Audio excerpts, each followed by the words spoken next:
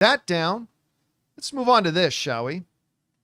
The other day we talked about how James Gunn revealed in an interview that right now they are writing a script for Wonder Woman. Now, they fell short of announcing officially a Wonder Woman movie because, James Gunn's philosophy is we have to have a completed script that we know is exactly what we want, and then we will greenlight a movie and go into production. But he said, we're not announcing the movie officially, but we are working on a Wonder Woman script. Now, obviously, Wonder Woman will not be played by Gal Gadot. And it feels so weird. I actually really like her. Every time I see her in an interview, I think she is infinitely likable. 100%. But I've never found her to be a top tier talented actress. It's just always been one of the shortcomings with her, right? And again, like, she is one of the most beautiful human beings, male or female, walking the face of the planet. She's stunning. But so we know it's not going to be Gal Gadot. So who could play Wonder Woman? We had a bunch of our own viewers writing in yesterday, throwing in some suggestions. So I thought for funsies, we would take a minute and throw out some names that I would consider to be the 5 potentially best picks. Now, again, let me preface this. X actor and X role. It's hard to really tell who would be the best fit to play Wonder Woman unless I read the script, because Wonder Woman can be interpreted and expressed in different ways. And depending on how James Gunn and DC decide to express Wonder Woman, that would radically change who we think is a good fit for it. So we're kind of doing this a little bit blind. All right. But I want to give my 5 picks, and these are in no particular order. Now, before I get into the 5, I want to mention one honorable mention. Because I had a list of about 12 names, and as I pared them down, I'm like, I just can't take this girl off the list, so I at least want to give her an honorable mention. Grace Caroline Curry. She played Mary Marvel in the Shazam movies. Oh, yeah. She's already, you can bring this up, she's already in the family. She's already kind of in the DC family in a way. This is in the universe, so it doesn't matter that she was Mary Marvel before. I thought she was really good. Now, the one knock on her, the one thing that keeps her from being in my 5 is that she's very girl next door, which is one of those qualities that made her so great as Mary Marvel. But there's almost like an exotic element you want in a Wonder Woman, given that she's, the Greek deity kind of background, the whole mythologies of Themyscira. You want a little something like that. But again, where they announce Grace Caroline Curry tomorrow as our new Wonder Woman, I would have no problem with that whatsoever. I'd be down. So that's why she makes it on to my honorable mentions. All right, now we get into my 5. And again, these are in no particular order. Naomi Scott. I love this girl. I first really got introduced to her when she was in that Mighty Morphin Power Rangers movie. And I was actually quite impressed with her, to be honest with you. And then she was Jasmine in the Aladdin remake, and she killed it. She was so good in that. And then, she was even in that Charlie's Angels, that terrible Charlie's Angels reboot, but she was really good in it, despite the fact that the movie was terrible. Yep. Then just recently, she did Smile 2, which was much better than I thought it would be. And again, she killed it. She's stunningly beautiful. She's, most importantly, a solid actress. So if they named Naomi Scott tomorrow, I'd be very pleased. I'd be very, very pleased. All right. Next person up, I want to mention, I just saw her in a couple of films, including The Ministry of Ungentlemanly Warfare and The Fountain of Youth, which was terrible. But I've always loved her. And again, one of the key signs of an actress who's really good, an actor or actress who's really good, is when you put them in a poor project, yet they still stand out. Isa Gonzalez. Man, I first took real notice of her in that Edgar Wright film, Baby Driver, when she was John Hamm's girlfriend in it. I'm like, who is this? And why is she so good? And then ever since, she would be popping up in things where even that ambulance movie, that Michael Bay ambulance movie, which again is terrible, but she was really, every time she was on the screen, she would elevate the movie. And so she's got that exotic element to her. She is most importantly, again, a solid actress. She has an ability. I'm not trying to make a Gal Gadot trash session here again, all respect, but Gal, under the direction of Patty Jenkins, was able to adequately do the role and do it all right. But she wasn't able because she doesn't have the acting chops to elevate the material. Eiza Gonzalez can elevate the material, and she's proved it by being in several really bad things, and she stands out. And so that's why I would be totally down for Eiza Gonzalez to do it. All right. Next one up. This is going to be one that'll be on a lot of people's lists. Ana de Armas, who might be straight up the best actress on this list. She may just vary. I mean, she's an Oscar caliber actress, Ana de Armas, but she's also got all those boxes we were talking about. World-class actress. You're not going to find anybody who's going to be able to pull off action like she does. If we didn't already know that from seeing her in James Bond, we definitely had an exclamation point put on it watching her in Ballerina.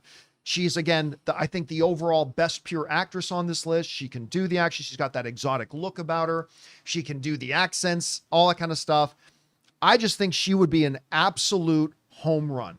An absolute home run. Again, all depending on how they're writing Wonder Woman. Maybe she's not a good fit at all, depending on how they write her. But going in blind, all other things being equal, Ana de Armas would be just an absolute knock it out of the park home run if they went with her. We want to take a second to thank a sponsor of today's video, Stitch Fix. Guys, you know I love movies, but you also know I have absolutely no fashion sense, and I absolutely hate shopping for my clothes. But thankfully, I have found a better way. Stitch Fix online personal styling makes it easy. With Stitch Fix, I get a stylist who understands my style, size, and budget, and they do all the shopping for me. Because look, shopping and figuring out style can be overwhelming, especially for somebody like me. When it comes to getting dressed, I don't even know where to start, to be honest. That's why I love having a Stitch Fix stylist. They really know what works for me. I get pieces that make me look great, and it's a real confidence boost. You just give your stylist your size, style, and budget preferences. You get to order boxes when you want and how you want,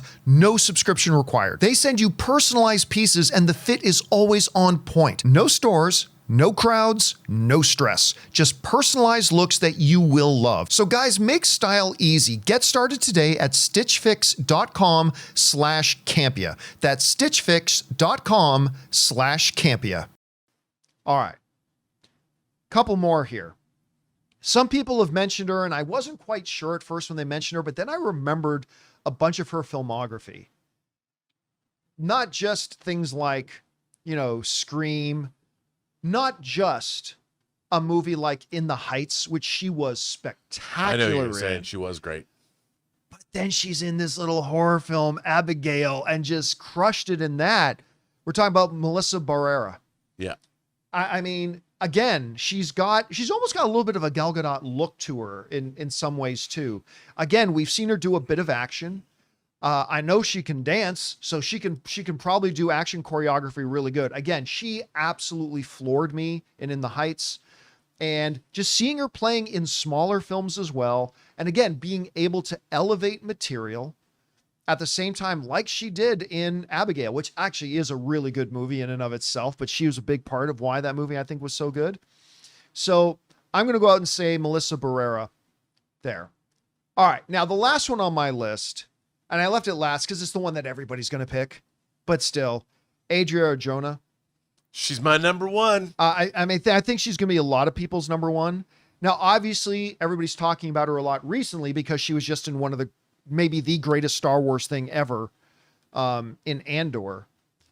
But I totally forgot that she was just in that Glenn Powell Hitman movie. Yeah. She was the co-star in that Hitman movie, which I totally forgot that was her. And she was also in that Ryan Reynolds movie, Six Underground. Again, not a very good movie. Sorry, Ryan. Not a very good movie, but she was quite good in it.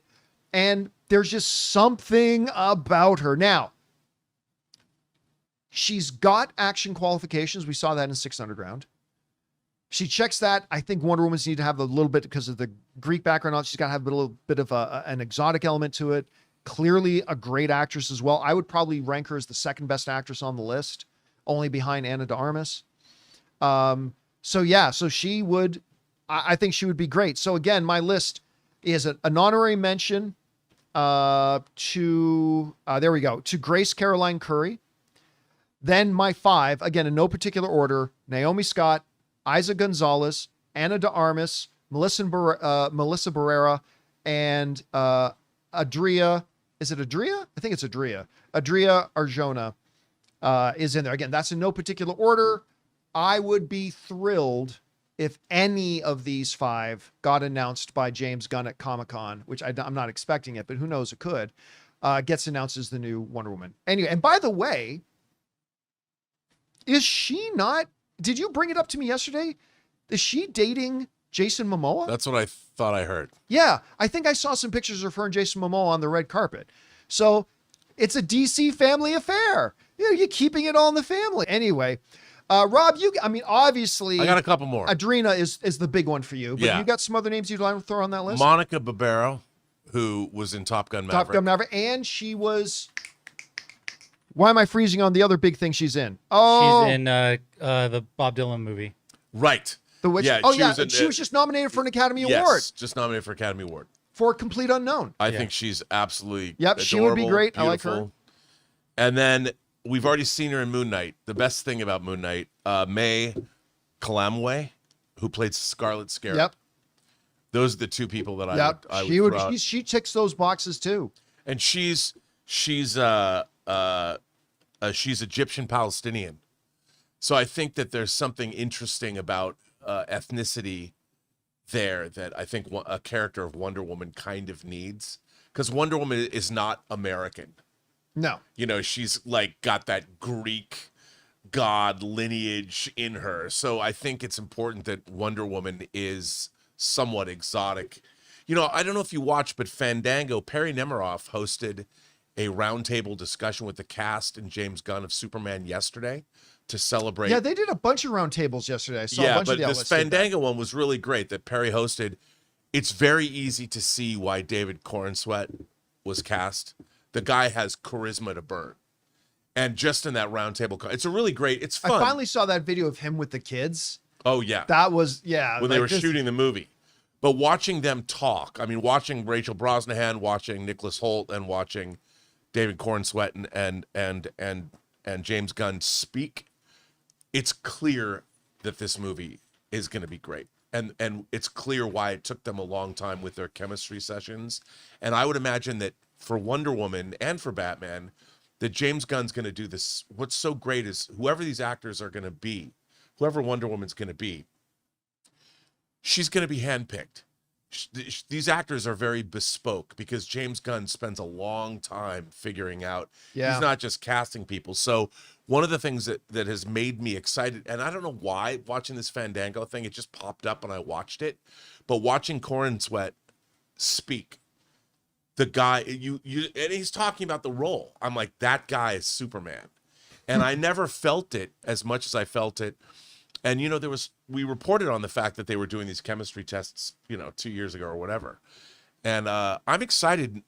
This was an element of the DC universe that I wasn't expecting, is how I think all this casting is going to work. I'm more excited than ever to see these characters interact. And they talked yesterday about how the first 2 days of production on Superman was this interview that Lois does with Clark. And that was how they started. And after hearing them talk about that, I'm like, wow, I am really more excited than ever to see this movie. And I'm more excited than ever about what James Gunn's doing with this universe. Yeah. I can't wait. And I think Wonder Woman and Batman are two, the way they're going to cast this and put this all together, and it's all of the same, it's all of a piece. The whole universe is being built.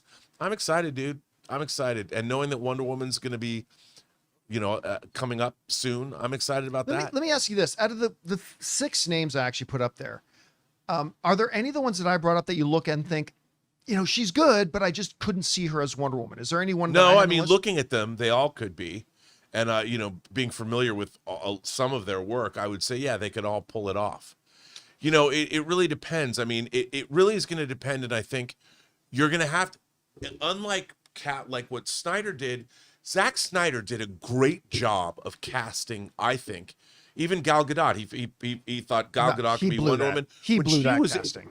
That casting, and Momoa was great as Aquaman. Yes, he was great. That was great. Ben casting. Affleck as Batman. You know, I mean, remember Love when that. everyone's making fun of Ben Affleck? I'm like, you know, he did the same thing with Watchmen.